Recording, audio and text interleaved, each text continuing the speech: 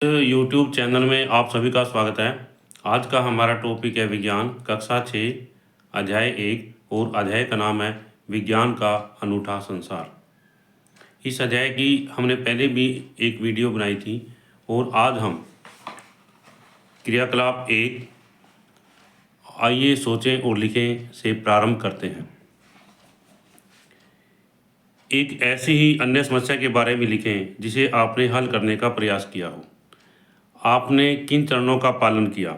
विज्ञान केवल तथ्यों और आंकड़ों को याद करना, अपना अथवा केवल प्रयोग करना नहीं है। विज्ञान चरण दर चरण क्रिया का पालन करते हुए हमारे प्रश्नों के उत्तर ढूंढने में सहायक होता है। विज्ञान कहता है भी आगे, विज्ञान केवल तथ्यों और आंकड़ों को याद करना अथवा केवल प्रयोग करना नहीं है। विज्ञान चरण दर चरण क्रिया का पालन करते हुए हमारे प्रश्नों के उत्तर ढूंढने में सहायक होता है। वे कौन से चरण हैं जिनका हम अनुपालन करते हैं? सबसे पहले जो हमें रुचिकर लगता है या जिसे हम समझ नहीं पाते, हम उसका अवलोकन करते हैं। सबसे पहले क्या करते हैं? जो हमें रुचिकर लगता है, जिस काम में हमारी रुचि होती है या जिस चरण में हमारी रुचि होती है, हम उसका अवलोकन करते हैं। यह हमें अचंभित करता है और शायद हम उसके बारे में एक प्रश्न सोचते हैं।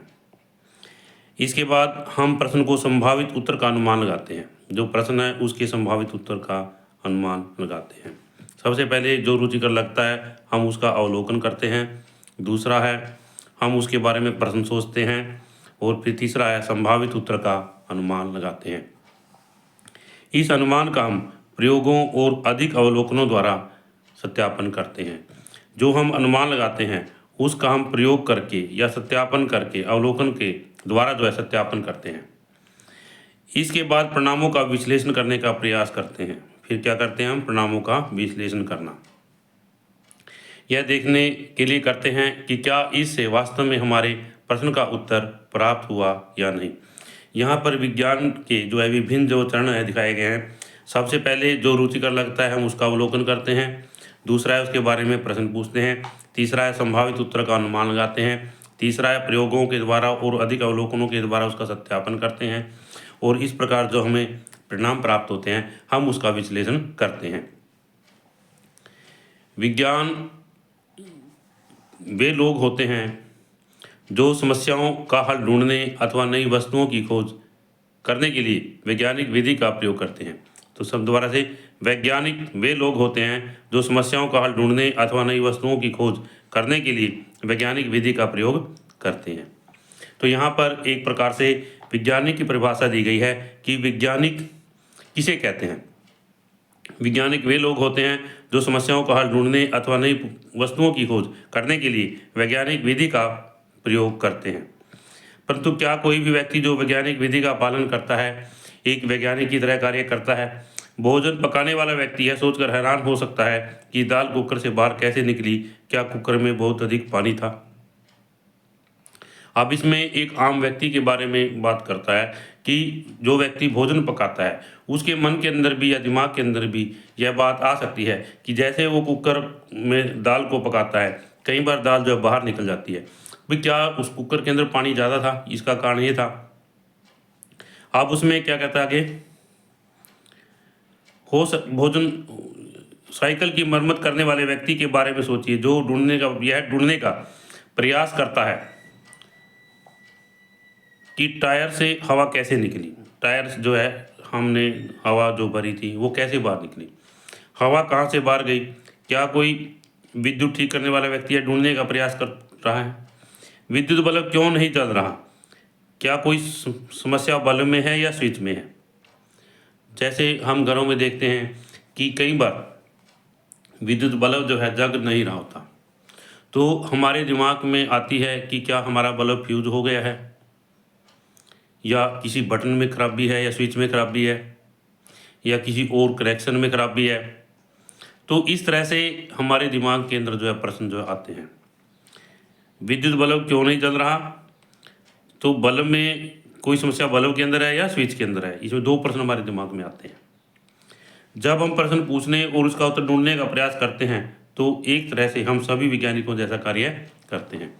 क्या कहता है अभी, जब हम इन प्रश्नों का जवाब ढूंढने की कोशिश करते हैं तो हम एक प्रकार से वैज्ञानिक के रूप में कार्य करते हैं। तो कहने का भावार्थ क्या है कि दिमाग के अंदर या मन के अंदर किसी बात के प्रति या किसी समस्या के प्रति प्रश्न पैदा होना या उसके प्रति जिज्ञासा उत्पन्न होना जो है उस समय एक वैज्ञानिकों जैसा कार्य है। कैसा है? एक वैज्ञानिकों जैसा कार्य है। इससे आगे क्रियाकलाप 2, आइए सोचें और लिखें। आप दैनिक जीवन की ऐसी एक परिस्थिति का वर्णन करें जहां कोई व्यक्ति वैज्ञानिक विधि का अनुसरण करता है। तो यहाँ पर आगे है, क्या आपने अनुभव किया कि हमारे दैनिक जीवन में अनेक ऐसी परिस्थितियाँ आती हैं जहां हम जाने अनजाने वैज्ञानिक विधियों का प्रयोग करते हैं या वैज्ञानिक विधि का प्रयोग करते हैं। हम सभी एक सीमा तक वैज्ञानिक विधियों का अनुप्रयोग करते हैं जो हमारी बड़ी समस्याओं को हल करने एवं ब्रह्मांड के रहस्यों का समाधान निकालने की क्षमताओं को बढ़ाती हैं। यह समझना आवश्यक है कि विज्ञान को समझने और सीखने के लिए जिज्ञासु होना और आसपास के वातावरण का अवलोकन करना सर्वोपरि है।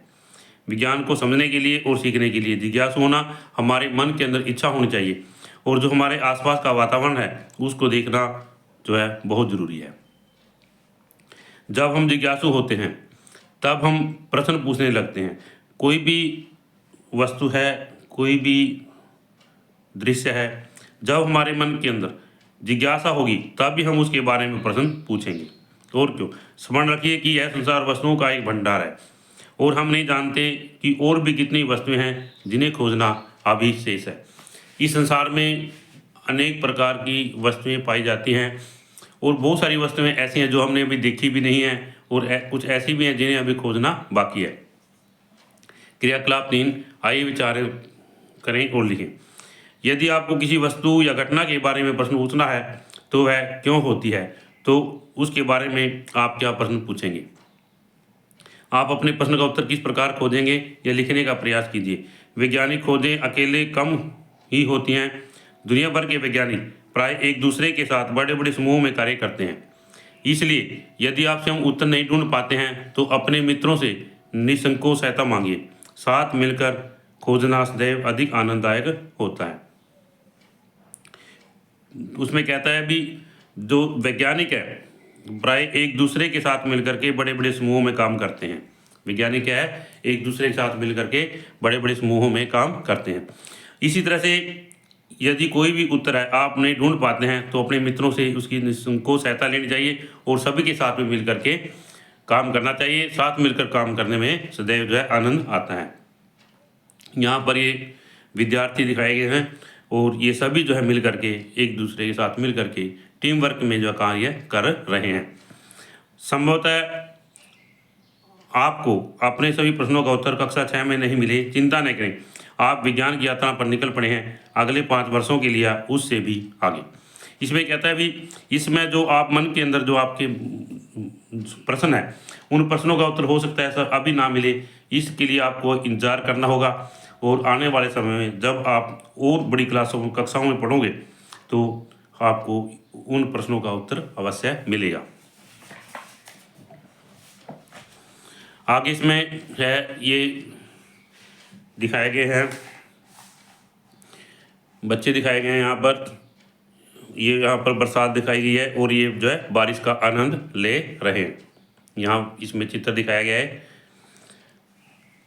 जिस प्रकार बच्चे बारिश का आनंद लेते हैं उसी प्रकार विज्ञान भी एक आनंद व खोज जैसा होता है। क्या होता है? विज्ञान एक आनंद देने वाली खोज जैसा होता है। विज्ञान की इस यात्रा का आनंद लें और खोज करते रहें। इसमें कहता है भी जब हम खोज करेंगे तो हमें आनंद आएगा और विज्ञान की इस यात्रा का हमें आनंद लेना चाहिए। ब्रह्मांड के अद्भुत रहस्यों के बारे में सोचना कभी भी बंद न करें और प्रश्न पूछते रहें। क्या आप विज्ञान की इस रोमांचक यात्रा पर निकलने के लिए तैयार हैं? आइए इसे आरंभ करें।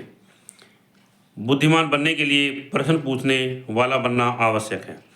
जब हम किसी विषय के बारे में प्रश्न पूछेंगे या हमारे दिमाग के अंदर प्रश्न आएंगे तो हम क्या है बुद्धिमान बनेंगे, क्योंकि हम उनका प्रश्नों का जवाब भी ढूंढेंगे। इस तरह से इस अध्याय की वीडियो हमारी पूरी होती है। मैं आशा करता हूँ कि इस वीडियो के माध्यम से यह अध्याय आपको समझ आया होगा। और यदि यह वीडियो आपको अच्छी लगे तो आप इस वीडियो को लाइक करें, शेयर करें, कमेंट करें। और जिन्होंने अभी तक, यदि आपने इस चैनल को सब्सक्राइब नहीं किया है तो आप इस चैनल को सब्सक्राइब करें।